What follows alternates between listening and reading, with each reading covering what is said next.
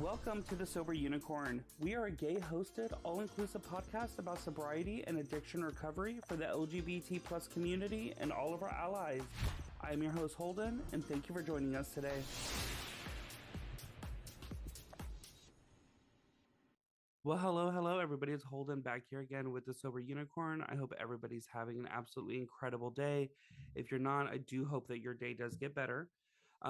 Today, we are being joined by another fellow Instagrammer and a fellow, of course, sober person named Tawny Lara. How are you, Tawny? Hello, my love. I'm good. How are you? I'm doing absolutely amazing. Enjoying my day off, just kind of getting everything done and just living my best sober life. Because, of course, I woke up clean, sober, and happy without any hangover. Thank God. Ah, yes. Cheers. Sober cheers to that. Same here. Yes, and just like anybody listening, just like a previous guest, Charlie, Tawny here is also an author of a book called Dry Humping. So, of course, we're going to get into all the details of that here in this episode. But before then, Tawny and I kind of discussed before the episode started how we tend to share a lot of drunkalogs, and we kind of talk about like the craziness of drinking and addiction, and don't focus on the gifts of recovery, the betterment of our lives, and just how much our lives have improved since getting clean and sober. So that's going to be more of our focus today because at the end of the day, we all know what being drunk is. If you're listening in active addiction, we all know Yes. the craziness. So why don't you like kind of start? What was like the first when you got sober, like what was the first kind of crazy thing to happen to you that would have never happened in addiction? Um, I love that question. I would say that I, getting sober, I found my voice as a writer, 100%. I'd written here and there, but I didn't really prioritize it until I quit drinking. And that, like, once I removed all of these hurdles. Alcohol was a big one. But once I removed getting in my own way, I was able to focus on writing, take writing classes, let myself write badly, and then edit and like do do the stuff that I've always wanted to do. And also, I would say finding such an incredible online community of other sober folks like yourself. Like I did not go through a traditional recovery program. I did a DIY, with therapy and yoga and blogging and the Instagram community. Like I can't say enough. If you're listening and you're looking for resources, look up hashtag sober curious. You will find so many people that are just like you that are just trying to help give these resources for people that want help. And that I was not expecting that. I was not expecting to find a voice as a writer, and I was not expecting to meet tons of incredible people all over the world. I've always said in so many episodes that the recovery community is probably the most supportive community out there. The thing is, there are numerous ways to get clean and sober. So we'll just say sober, but there's so many ways to get sober. And so the thing is, traditionally, people expect everybody to go through a 12-step program, which is not the case, especially as self-publishing is a thing. Instagram, social media has become super popular. People are finding that there's so many different ways on how to get sober. Yoga, of course, is a huge thing because Mm-hmm. I think once you get sober, you have to kind of reconnect that mind, body, and spirit, which yoga, 100%. which yoga does. And therapy. The thing is, I have not suck out therapy. I probably should, but therapy is a huge thing because just like for me as a 12-step person, the 12 steps are to help get to the root of the drinking on why I did it Mm-hmm. and why I use drugs. And same thing with therapy. It probably helps you get to that root of everything. So, how many books have you kind of written that you were like you wrote down and you're like, nah, this is trash. Let's go to the next book. Oh, have I written? Yeah. Oh, it's funny you say that because I've like so to people that don't work in publishing, which is most, to sell a nonfiction book, you have to write what's called a book proposal. So I've written probably a dozen book proposals, which is a book proposal is, I would say, a marketing plan for your book. Yes, there's sample chapters and chapter outlines, but it's also like really you're pleading a case for a publisher to give you money to write a book for them. Like that's really what it is. I look at it as like it's like a business transaction. So it's a long ass document of who you are, why you're the person to write this book, places you've been published before, your platform, who you know that can help promote the book, books that are like your book, books that are different. I mean, it's just my book proposal that sold for Dry Humping was 70 pages. So, and that's just the proposal. Oh my So gosh. I've written lots of proposals until I got the angle right. Like that's just how it is. Like, you're a writer, you get it. Like I don't think any of that was a waste of time. Like entrepreneurs are going to tell you their first, second, third idea failed, but their fourth one made it. It's the same thing. Like I couldn't sell the first few book proposals that I had, but this one sold. So it's just, this is the business. This is how it is. That's insane. Like, I mean, you are 100% right. What's weird with the book proposal, it sounds so much more extensive than a small business proposal. I know when I was in school and writing business proposals for other companies that I tried to take on as an endeavor, the business proposals were only like 30 to 45-ish pages. I mean, it's kind of insane that to hear that a book proposal is over 70 pages long. Well, and keep in mind, like that's about half. That's like 30 to 40 pages is the business, but the rest is the sample chapters of your Mm, book. okay.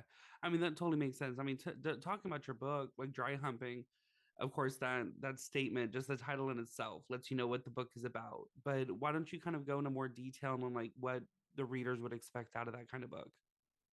Yeah, definitely. When I quit drinking in November of 2015, the thought of dating, let alone having sex without alcohol, just scared the hell out of me. It truly was just, I was just like, how the hell am I going to go on a date? How am I going to have sex? How am I going to be in a relationship? Like, how am I going to do all of this without alcohol? So I, I'd like to say I wrote the book that I needed, when I was newly sober. Um, and you don't have to be sober to read this book. It's really whether you're sober curious, you just want to be more mindful about how you drink. It's more about how alcohol shows up in your love life. What role does alcohol play in your sex, dating, and relationship life? And that's what the book is about. So it's a little bit about my story, but it's more of a journalistic exploration of the topic of liquid courage, how we see it, the ubiquity of it. It's everywhere. It's on TV, it's in books, it's in movies, it's in conversations with our friends. Like we're just so driven by liquid courage and reliant on liquid courage. And so I challenge that notion. I challenge readers to be more mindful of how they're using alcohol in the romantic way. I mean, I know, I mean, at least from my personal experience, that liquid courage was a huge thing. Um, and the thing is with dating too, what I've noticed, I don't know, I mean, were you did you I kind of want to know if you had the same experience that I did. So when I went to go start dating, being sober, and they're like, "Oh yeah, let's go to the bar and grab a drink." You're like, that's when I was like, "Oh, why don't drink?" And I mean, at that time, I Yeah. wasn't even saying that I was sober yet. I was just like, "Oh, I don't drink," and they're like, "Well, what are we supposed to do then?" And I'm Yes, like, I know. "There's so many other things to do." So I mean, what? I mean, you of course are in a relationship now, correct? I am. So you've gone through that dating scene and you've gone probably hopefully you probably dated multiple partners before you found the one you're with. So what kind of activities did you do that now took alcohol out of the picture? Yeah, that's a great question. And that is a full chapter in my book of like booze free date ideas, because that is probably the biggest question that I get. Like you just said, people say, let's get a drink. And then they're like, and you say you don't drink. Then they're like, huh? What do I do? So I really wanted to give, again, this book is resources. It's conversation starters for how to start how to start conversations without alcohol, um, date ideas for how to connect without alcohol. And it's kind of funny because this list of, like, going to the movies, going to a Broadway show, going to a botanical garden, these are all like really normal date ideas. Like, these are very common date ideas. you know um but we, I guess, as a society, just connect alcohol with dating. It's like, you just, instead of saying let's go grab a drink, why don't you go for a walk? Why don't you get a coffee and go for a walk? Because even just meeting, yes, meeting for coffee is a great substitute, but I would challenge to take it a little bit further, because if you're just drinking coffee, you're still just sitting across from a table staring at Hmm. each other, and it's awkward, and you're anxious, and so, like, get some move, just move. If you could go for a walk, if you could do some activity while you're drinking that coffee, it's going to help you get those anxious jitters out. You're going to have other things to talk about other than staring at each other.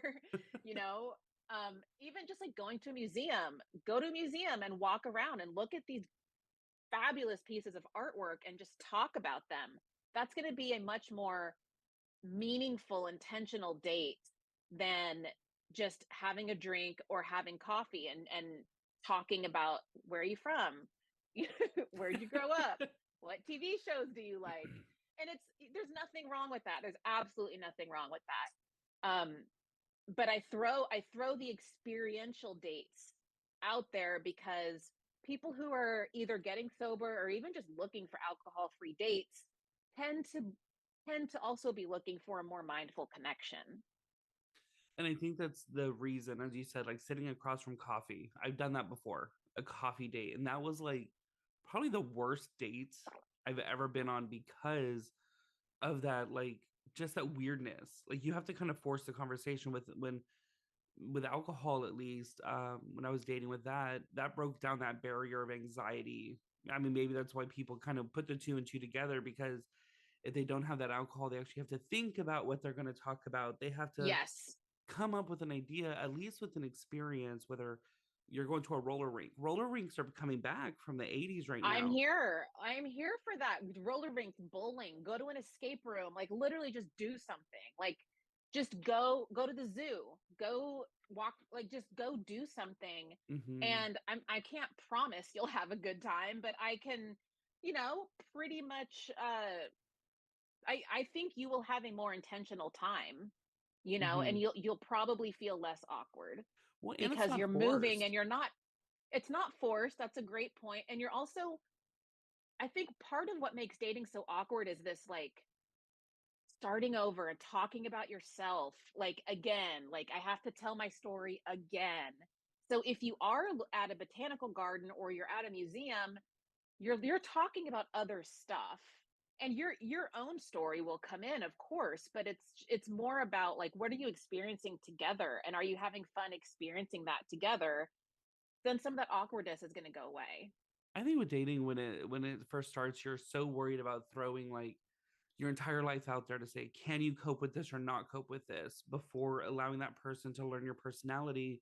With the experiential dating, you get to laugh, you get to giggle, you get to compare your life to things, and they get to learn about you. But then when these darker things come out, such as like your craziness or legal issues or anything that you may Yeah, have had in the past, that person can go, yeah, you know what, they may have suffered this, but I had a really good time with them. Not like, oh, exactly. we had a cup of espresso and we forced a conversation, and then it fizzled out. So of course, dating, we could probably host a fucking 4 hour episode on dating.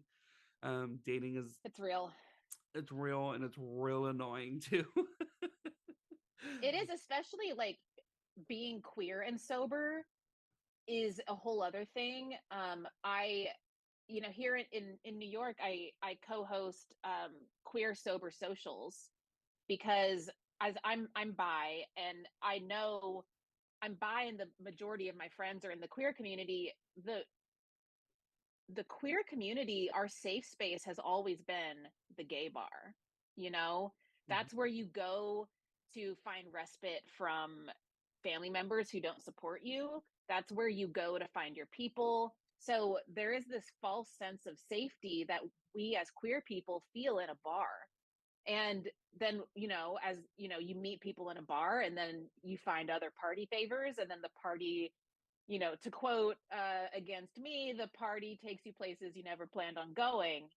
And that is, where a lot of the problems can start. So it's, I think you hosting this podcast, also like hosting sober social events for queer folks, really creating these places where people can connect and learn how to be queer without alcohol is so freaking important. um whether it's through the context of dating or just making new friends. Yeah, 100%. I'm surprised you're available this week or today. This is a Thursday. Because aren't isn't New York hosting the Gay Sober conference right now? This in New York, I believe. It is, yeah, yeah. It's Pride weekend, yeah. So it's like there's so much going on this weekend. It's insane. And I'm my book comes out in September, but I am insanely busy promoting the book. So it's like, it's a lot. Just too busy this year. Next year you'll go. Yeah, yeah. I Gay and Sober is such a great nonprofit. If you're listening and you're curious to learn more, look up Gay and Sober. It is a fabulous nonprofit run by a guy named Christian, and they do great work. They host a huge event every year, every Pride in New York City. Yeah, I have several friends that have gone out there, and I mean, let me tell you, supposedly, I think last year brought in almost 5,000 people. So it's not only 200 people sober men. I mean, it brings in people from all over the country. So No, talk Mark Jacobs is the keynote mm-hmm. speaker this year. Like it's Well, not it's the host of Gay A, which I've had on the podcast, he runs another sober podcast. He's the one interviewing Mark Jacobs. oh, that's amazing. I'm like a little jealous, but Yeah. I'll No, get there it's cool. eventually. Like there's cool people doing cool shit. Like that your first question is like what changed that surprised you in sobriety? It's like it's Mhm. that. Like there's so much cool shit to do now. And that's new. It's very, very new. And I'm grateful for it. Yeah. So, what is the things that let's see? Let's kind of flip it and reverse it a little bit. Um, what has been the most difficult thing to deal with head on being sober? Um, I would say it was really difficult to learn who my real friends are versus drinking buddies. That was really painful to go through. Um, and that's I wasn't prepared for that. It's like it's interesting because like, when you quit drinking or even just becoming a more mindful drinker, you're going to see some shifts in your friendship dynamics. And just relationship dynamics in general, like going home for the holidays, and if everyone's drinking and you're not, you can feel pressured to participate, like all this kind of stuff that I was not expecting, me deciding to not drink to impact so many people, like, Yeah. and like it was truly mind-blowing to me how people took offense to it. They treated it almost like a personal attack on them and their relationship with alcohol. People trying to convince me I didn't have a problem so I could still drink with them. Like I was floored. I was honestly floored. And I shouldn't be surprised because I did the same thing when other friends tried to cut back on drinking. Like back in the day when, like, I was a party girl bartender, so we would go through phases of like, okay, we're not gonna drink this week. We're gonna do other things. And then if the other person would drink, it'd be like, oh, it's fine. Like, let's just drink anyway. Like, so like we all enabled each other, Hmm. but once I took a stand for myself, like it's not just not drinking. It is really taking a stand for yourself and saying, look, I don't want to do this. This is not good for me right now. And it's standing up for yourself in a way you've probably never stood up for yourself before. And that can be very confronting to people in your life. For sure. And I think that's the main issue is like, so if you're at the bar with the same person every night and you yourself are like, I have a problem, I have to stop, that makes that friend go, wait, wait, wait, do I have a problem too? I love Exactly. the being convinced of, oh, just have a drink or two isn't really bothersome to me because drinking is very socially acceptable. But it's the moment you tell someone you're sober, their immediate response is defense mode. Oh, well, Hmm. that's unfortunate. I don't really drink that much, only on the weekends. I'm like, girl, like, I know. I don't care. Like, I'm like, I'm no, not talking. people are like, oh, well, this is only my second drink. I'm like, I don't, okay. Like, I'm not anti alcohol. Like, do you? It's not for me. I really have 10, have what, I don't give a shit, but I'm not drinking. That's the thing. It's like I didn't come for you and your drinking. We're talking about me and my drinking, but it Yeah. reminds you of how selfish people are mindset wise. Because I know when I was drinking, it was all about me. I went specifically to a straight bar because I wanted to be that token gay that everybody loved. Because I wanted, like, when other queer people would show up, I would straight up go to the bartender, like, girl, can we get the rainbow bus out of here? Because I was afraid that having other queer people there would take the attention away from me. Interesting. Yeah, I know. I'm a sick person. No, that's not sick at all. I just think that's interesting. And I think it's really good self awareness. And if I may, I think Mhm. that would be great fodder for your first therapy appointment, whatever you make it. Oh my God, I've been to therapy one time. And that bitch, no, she like all she recommended was like go walk in a park and focus on trees that are far away because I guess your eyes, something that a chemical releases is like a mild antidepressant, focusing on far away items. I don't know really what it was, but I was like, she does she not see that I am fat? Is she gonna really tell me to go walk in a park? And so I never went back to the therapy appointment.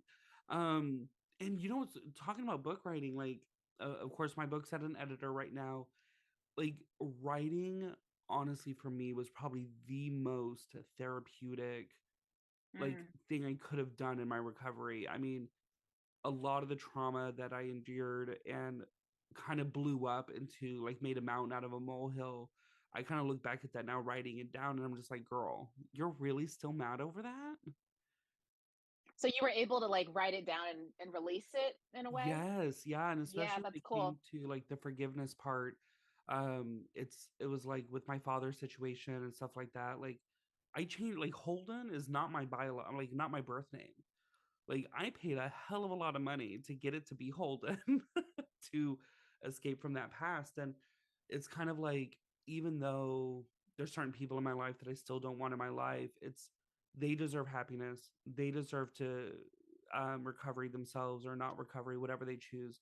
So I mean, yeah, the book writing was insanely therapeutic. So for you, Mm. for your book, was yours more of a like let's have a good old time? Was it for therapeuticness for you, or was it to kind of help other people with their struggle of like having sex and recovery? You know, it's I've written about the topic of alcohol-free sex and dating for years. So I've covered this topic as a journalist for a while now. So by the time it came to writing the book, it was it was interesting to like revisit some pieces that I wrote a few years ago.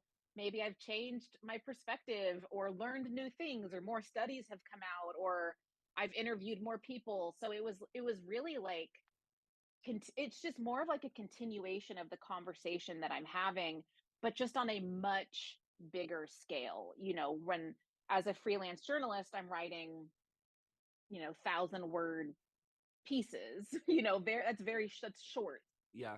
Um, and and my book was like 45,000 words. So it really is just a bigger chunk. Um, Hmm. but it was also I think as a journalist, the interviewing process is cathartic in itself, because talking about, I ask questions objectively, but obviously I have personal experience. So then hearing other people's personal experiences, it's like being in a meeting, it's like being in the rooms, hearing other people's experiences is so valuable. Um, and then being able to ask very specific questions that most people aren't asked, about liquid courage, about um, how were what were you like when you drank alcohol and had sex? How is your sex life different now that you don't drink? Most people aren't talking about this kind of stuff unless No. they're with their partner or with their therapist or something. But um, so it was like, I think it was mutually cathartic on both sides. Like my interviewees were able to talk about it, I was able to talk about it, and then collectively, we're, all of these interviews live in this book, and research and studies and all of this, and it's like I'm making it sound very like academic, but it's called dry humping, Yeah. like it's called dry humping because I want people to know that yes, we're going to talk about like this really heavy subject, but we're going to do it with some levity. We're going to laugh about it. We're going to laugh at the awkwardness. We're going to have some fun here. And that it was so important to me to have the title of dry humping, because the content can be so heavy. I really wanted that balance. Yeah, I mean, talking about sex, I mean, it's weird because to me, sex is probably one of my most favorite subjects. Love talking about it. But for many people, that's something that nobody discusses, like as you said, other than with their partner. So Yeah. like with your partner, were you guys is I don't know if it's a she, he, are they sober? He is, yes. Okay. He yeah, so I've been to a handful of 12-step meetings, and he was at one of them. So um I like to say I went to the right amount of meetings that I needed. And totally see the beauty and the value in 12 step. It's such a beautiful, I think everybody could work the 12 steps, and like through in my own way, I think through therapy and yoga I am working through the Hmm. steps, it's just through a different lens. But yeah, he is sober and it is fucking amazing. Like I dated normal drinkers, when I was sober. I couldn't date people who partied. That was something that I couldn't do. But like if we go out to dinner and you have a glass of wine, that's totally fine. I don't care about that. Hmm. But it was like dating someone who was like, if I kiss them and they have whiskey on their breath or they're like partying until 2 a.m., like that just doesn't work for me. Like I need someone who doesn't do that and someone who prioritizes their mental health. Hmm. So that that criteria usually means sober at this point, or at least like plugged into their mental health journey in their own way. Yeah. But it's really nice to be with someone who gets it. It's, as like recovery, it's almost like its own language. So it feels like I'm with someone who speaks my language. When I dated people who still drank, they were so supportive and empathetic, but they didn't really get it. And they couldn't show up for me in ways that I needed them to be, because a lot of I had to explain what was going on, which I don't want to do when I'm like having a hard time, Yeah. So um so I'm super super grateful to have a sober partner. It's amazing. And how did he feel when you're like, oh, by the way, like your first dinner conversation, you're like, oh, by the way, I'm writing a book. It's all about sober sex. Um, Yeah. so I mean, was he okay with you putting like personal experiences out there regarding your sex life? So he always gets to veto anything that he is not comfortable sharing. I always ask him for permission. Um, I don't write a ton personally anymore. There was an era of my writing career where I wrote a lot of personal essays. I'm not so much doing that anymore. It's more the objective macro conversation of alcohol and dating in general. Um, but I always want him to know he's the number one priority here. Hmm. Like aside from, myself and my recovery, of course, but my relationship is way more important to him than an essay or a book or, it's like, um, so as if he is uncomfortable with anything, I change it, I edit it, I reword it, I take it out, whatever feels right for both of us. So it's a constant conversation. But he also understands that like we meet each other in the middle. Like there's sometimes he'll Men's Health interviewed us a couple years ago about how sobriety, how our sex lives improved when we got sober. And he was okay with that because he knew that it was that that feature was very important for my career, and he wanted to show up for me in that way. So that meant so much to me. And he didn't answer questions that the journalist wasn't comfortable that the journalist asked that he didn't feel like Hmm. answering. So he has really strong boundaries. He's not really on social media. He's like he's more private. I mean, which is never a bad thing. I mean, there's people like you and I that live very out loud in our recovery that are just Yeah. like, any detail you want to know, I'll give you. And then there's other people that just want to live a more private life, which is incredible, and it worked for them in their recovery. I know me, like, I love to talk, so AKA that's why I have a podcast. Yeah. But also because like there's not enough queer, I don't feel that there's enough queer representation within the sober community. And that's why in the but the podcast I didn't want to make it strictly queer because then that excludes other people that have incredible stories. So I mean, if people that listen are probably like, okay, well, this one's gay, this one's lesbian, oh, that's straight, this is, and it's just a huge mix because at the end of the day, like everybody has a story to share, everybody has experiences. And I mean, I don't want to ever be like, oh, just because you're straight means you're not worth it or you're not good enough to be on my podcast, which I mean, that's, you don't ever want to downplay somebody like that. And that's not ever okay. Um, anyways, before we kind of wrap things, is there anything that you would like to share with everybody that you haven't done so yet? Yeah.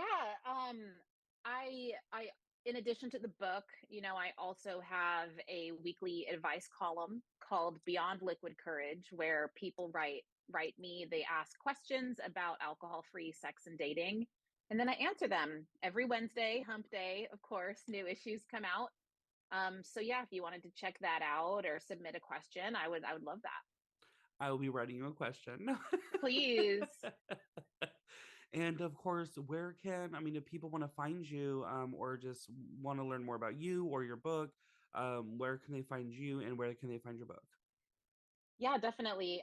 My Instagram is Tawny M Lara, and you can go to tawnylara.com. You can look up Tawny Lara book, Dry Humping book. You can find the book everywhere.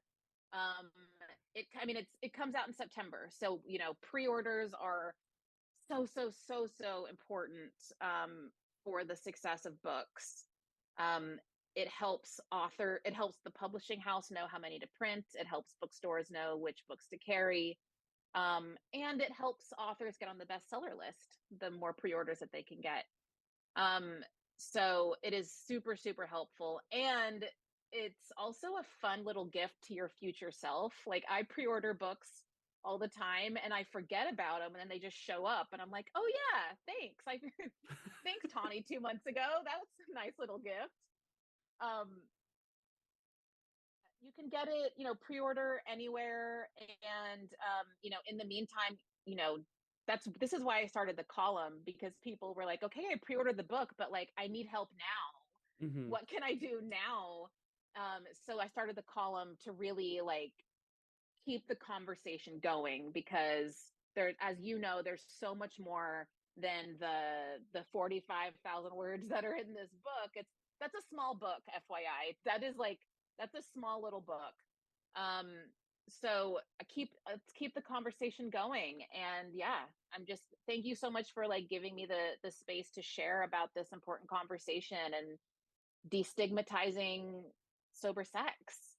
Of course, I mean, we all get, I mean, well, not we all, but we all have sex, and some of us get sober, so we got to learn how to mix the two. So I appreciate you coming on and taking the time out of your day. Absolutely. Thanks for having me. Thank you again for listening to today's episode.